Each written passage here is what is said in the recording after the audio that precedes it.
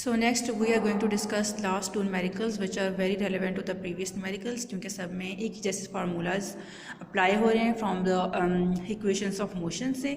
तो इसकी स्टेटमेंट पहले देख लेते हैं 2.9 की, पेज नंबर 54 के ऊपर है कि when brakes are applied the speed of a train decreases from 96 kilometre per hour to 48 kilometre per hour in 800 metres, how much further will be the train move before coming to rest. यानी कि हमने क्या किया कि चलती हुई car पर जो कि बहुत तेज़ वेलोसिटी से 96 किलोमीटर पर हावर की वेलोसिटी से जा रही थी उसके ऊपर ब्रेक अप्लाई किए, और ब्रेक अप्लाई करने के बाद उसकी जो वेलोसिटी है 48 किलोमीटर तक कम हो जाती है after covering the distance of 800 metres. तो अब हमें ये देखना है कि कम्प्लीटली रेस्ट पर आने के लिए वो कितना डिस्टेंस कवर करेगी, कितने डिस्टेंस के बाद उसने बिल्कुल ही रेस्ट वाली पोजीशन अचीव करनी है। तो गिवन डाटा में जो हमारे पास किलोमीटर पर हावर में वेलोसिटीज़ दी हुई थी, जैसे अब आपको सामने नज़र आ रहा है कि हमने क्या किया है उसे मीटर पर सेकंड में कन्वर्ट कर लिया, और उसका फार्मूला हमेशा ये होता है कि हम 1000 से मल्टीप्लाई करते हैं और 60 × 60 से डिवाइड करते हैं। सो दोनों ही इनिशियल और फाइनल वेलोसिटीज़ 96 और 48 को मैंने इस तरह से लिख लिया है। डिस्टेंस है हमारे पास 800 मीटर्स जैसे ये है, और हमें फर्दर डिस्टेंस हमें जो है वो कैलकुलेट करना है जैसे कि मैंने मेंशन किया है। सो एक डिस्टेंस उन्होंने हमें दिया है, ये कौन सा डिस्टेंस है 800 मीटर्स का, ये वो डिस्टेंस है जिस पे हमारी जो वेलोसिटी थी वो 96 से 48 किलोमीटर पर हावर तक आई थी। ठीक है, और हमें अब वो डिस्टेंस कैलकुलेट करना है जो इसके बाद टोटली बॉडी को, ट्रेन को रेस्ट पर आने के लिए वो कवर करेगा। सो सॉल्यूशन के लिए हम अप्लाई करेंगे थर्ड इक्वेशन ऑफ मोशन, क्योंकि उसमें डिस्टेंस है। ठीक है, उसमें हम डिस्टेंस कैलकुलेट कर सकते हैं एक्सेलरेशन और इनिशियल और फाइनल वेलोसिटीज़ की वैल्यूज़ को पुट करके। तो ये जैसे मैंने पुट कर दिया है 2 और एस की जगह 800 मीटर्स, और वी एफ और वी आई की जगह मैंने उनकी वैल्यूज़ लिख ली हैं। आप देखें वी आई की वैल्यू ये वाली हमारे पास 96,000 किलोमीटर पर हावर थी, मैंने इसको लिखा है 2 × 48,000, क्योंकि 2 को 48 से मल्टीप्लाई करके 96 ही आएगा। So this is the same thing, हम इसको इस तरह ब्रेक डाउन करके लिख सकते हैं ताकि हमारे लिए सोल्यूशन आसान हो।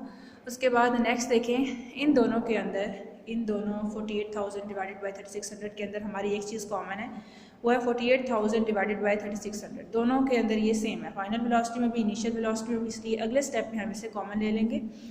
जैसे यहाँ पर कॉमन लिया हुआ है और राइट साइड पे हमारा 1600 ए आ जाएगा, क्योंकि हमने 2 को डिस्टेंस की वैल्यू 800 से मल्टीप्लाई कर लिया था। अब देखें कि यहाँ पर 48,000 डिवाइडेड बाई 3600 का स्क्वायर हमारे पास कॉमन आया है, और अंदर हमारे पास जो बचता है वो एक 1 बचता है।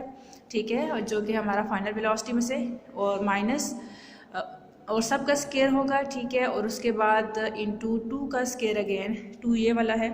ठीक है, ये वाला 2 है क्योंकि इसमें से 48,000 डिवाइडेड बाई 3600 कॉमन निकल गया है, पीछे हमारा 2 बच गया, और उसके बाद ब्रैकेट के बाहर स्क्वायर भी है। सो हमारे पास नेक्स्ट इक्वेशन इस तरह से बनती है 1600A इज इक्वल टू ये वाला 48,000 डिवाइडेड बाई 3600 इंटू 1 माइनस 2 का स्क्वायर 4 आ जाएगा। और उसके बाद नेक्स्ट स्टेप में हमारे पास यहाँ पे देखें, हमें एक्सेलरेशन को सेपरेट करना है। 1600 एक्सेलरेशन के साथ मल्टीप्लाई हो रहा है तो इक्वल की दूसरी साइड पे आकर वो डिवाइड हो जाएगा। 1 - 4 3 और 3 के साथ वो डिवाइड हो जाएगा। अब हमारे पास ये जो वैल्यू आ रही है ये हमने किस चीज़ की अचीव कर ली है, एक्सेलरेशन की। ठीक है, तो जहाँ पे भी आगे एक्सेलरेशन की ज़रूरत होगी हम यही वैल्यू पुट करेंगे।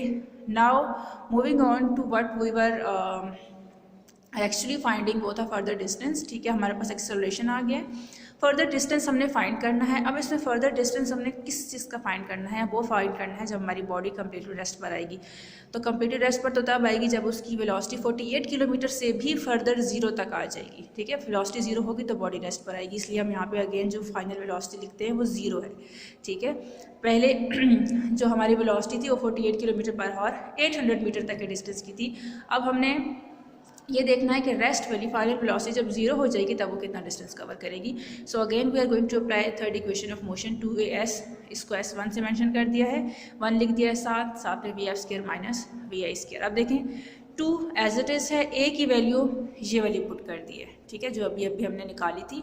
अब a की जगह ये सारी की सारी वैल्यू नीचे एज इट इज़ आ जाएगी, मल्टीप्लाई बाय s1, vf की जगह यहाँ पे ये देखें 0 का स्क्वायर आ गया है, और vi तो हमारी क्या थी शुरू से ही 48,000, सॉरी हाँ vi हमारे पास थी 48,000 इन डिवाइडेड बाई 3600 का स्क्वायर।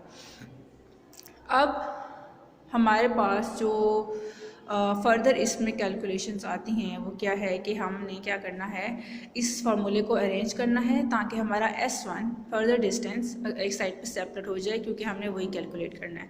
ठीक है, तो अब S1 के साथ जो जो वैल्यूज़ मल्टीप्लाई हो रही हैं वो इक्वल की दूसरी साइड पे जाकर डिवाइड हो जाएंगी। ठीक है, और जो यहाँ पे डिवाइड हो रही हैं वो दूसरी साइड पे जाके मल्टीप्लाई हो जाएंगी। ठीक है, which is the mathematical rule.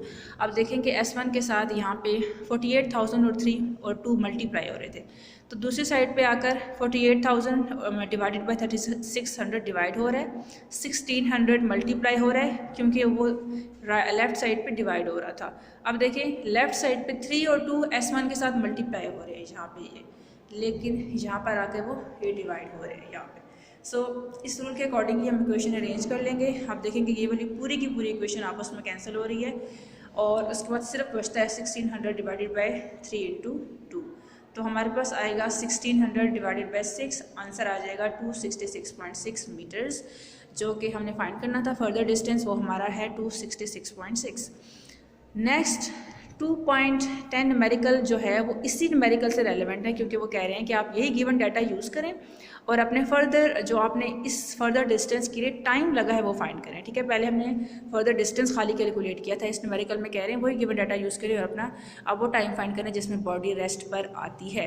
So time find करने के लिए हम ये करेंगे, first equation of motion apply करेंगे which is VF is equal to VI plus AT।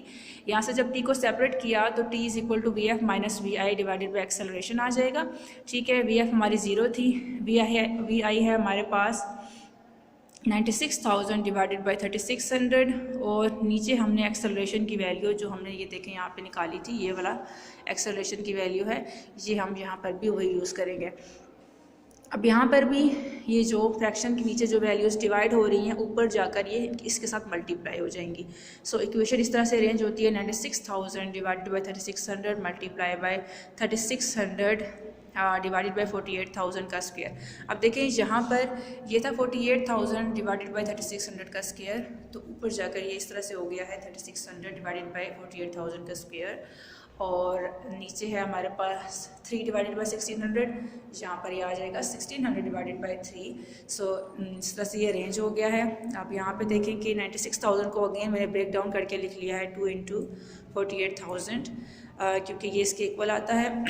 और नेक्स्ट जो ये 3600 डिवाइडेड बाई 48,000 का स्क्वायर था, चूँकि ये स्क्वायर है तो इसको मैंने 2 दफ़ा लिख लिया है। ठीक है, एक ही बात है, ताकि इसे सॉल्व किया जा सके।